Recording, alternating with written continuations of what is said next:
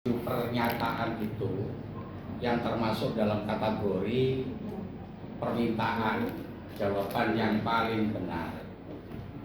Lupa itu kok sampai ada A, B, C, D, E itu berarti untuk MA atau SMA atau SMK ya. Memang sengaja ada yang dari materi SMP, MTS yang tak tambahi pilihannya jadi E. Perihal pilihan nggak usah diributkan, kan begitu.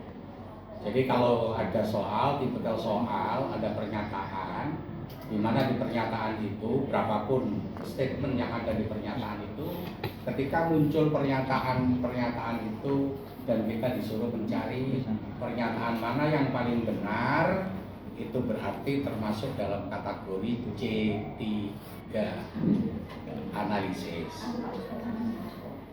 Jadi termasuk dalam kategori menganalisis C3. Terus yang ada di bawahnya pelan-pelan di situ ada cuplikan dari sebuah paragraf. Terus di situ ditanyakan apa pertanyaannya?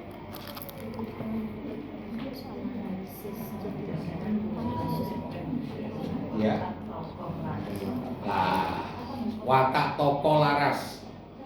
Kan kalau kita jumpai ada paragraf, kita disuruh mencari latar. Jadi latar itu bisa waktu, bisa watak, ya bisa tempat.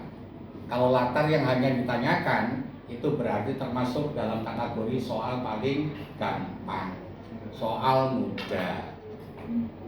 Jadi representasi dari C1, ingat ya, kalau buat soal C1 itu jangan sebutkan titik-titik, adalah titik-titik. Misalkan salah satu rukun Islam adalah titik-titik, situ baru berikan option. Itu jadi soal paling gampang dan terlalu gampang. Jadi kalau level soal gampang atau rodok mudah itu minimal harus melalui proses berpikir terlebih dahulu. Jadi kalau dalam bahasa Indonesia, bahasa Inggris, bahasa Arab, bahasa Jawa, dalam sebuah paragraf, cuplikan sebuah paragraf, kita disuruh menghitung latar, disuruh menentukan latar, bisa watak, bisa waktu, bisa tempat, maka latar-latar itu adalah termasuk dalam kategori hanya sekedar pengetahuan atau ingatan. Jadi dalam kategori teks ingatan itu ada klasifikasinya. Yang tadi ingatan pengetahuan yang paling gampang itu adalah menyebutkan, mendefinisikan, itu yang paling gampang. Sambil saya contoh baju-baju saja, ketika baju itu punya brand, punya merek, itu ketika baju kita beli size-nya misalkan M, itu masih ada klasifikasi M1, M2, M3. Jadi masih ada level-levelnya.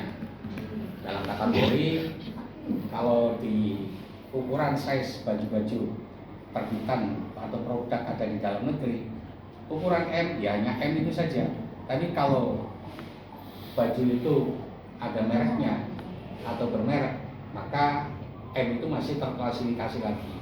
S ada klasifikasinya lagi.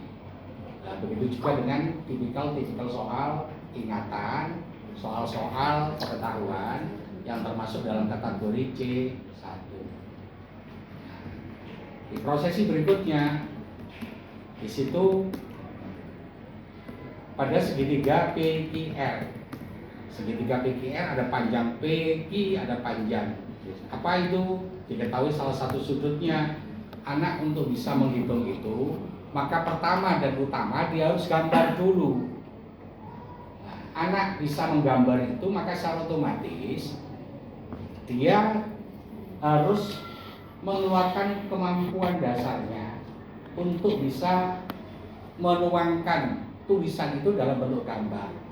Nah, dari gambar itu akhirnya dia bisa menyimpulkan, oh kalau begitu kita pakai rumus yang ini. Dari situ berarti termasuk dalam kategori dia sudah bisa menyimpulkan.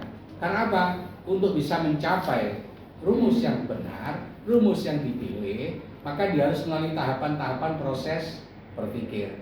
Untuk disimpulkan, pilih rumusnya, hitung sampai benar. Itu berarti termasuk dalam kategori C Ketiga. C5.